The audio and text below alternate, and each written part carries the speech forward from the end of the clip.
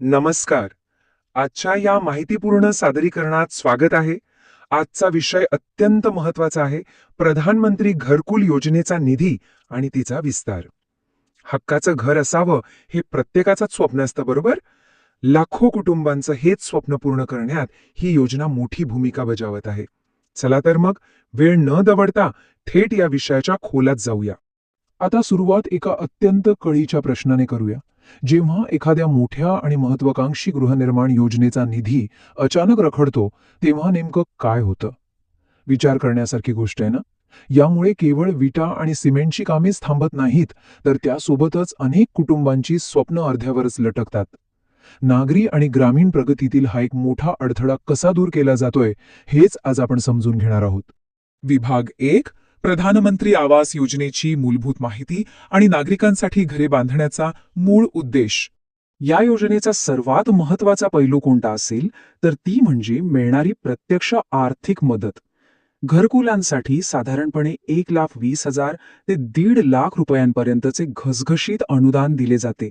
घराची पायाभरणी करण्यापासून ते थेट छतापर्यंतचा प्रवास पूर्ण करण्यासाठी कुटुंबांना मिळणारे हे एक अत्यंत भक्कम असे आर्थिक पाठबळ ठरते.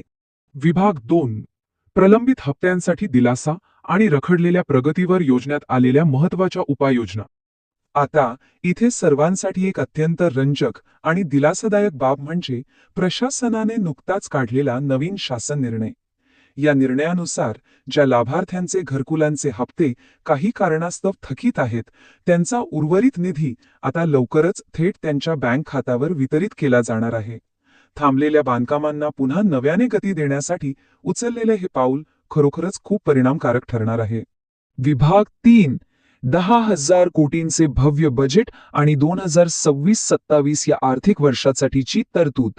हा प्रचंड मोठा निधी कसा विभागला गेला आहे हे समजून घेणं खूप गरजेचं आहे. सन 2026-27 या आगामी आर्थिक वर्षासाठी एकूण 10,000 कोटी रुपयांची तरतूद करण्यात आली आहे.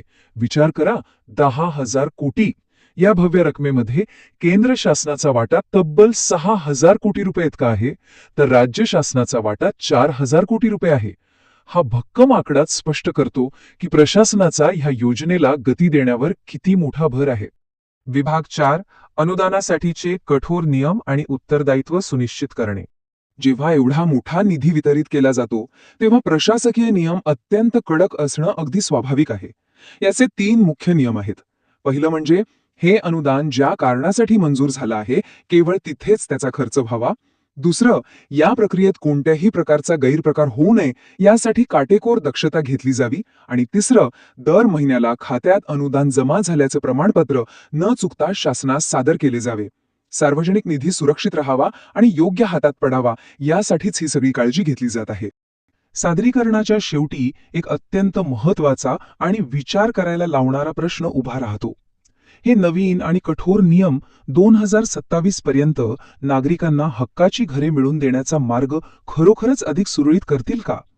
या भव्य आर्थिक तरतुदीचा आणि काटेकोर अंमलबजावणीचा तळागाळात नेमका किती सकारात्मक परिणाम होतो हे पाहणं नक्कीच औत्सुक्याचं ठरणार आहे. या सादरीकरणात आज आपण जी माहिती पाहिली, त्यावरून या धोरणाच्या पुढील वाटचालीवर सर्वांचेच लक्ष लागून राहील हे मात्र नक्की.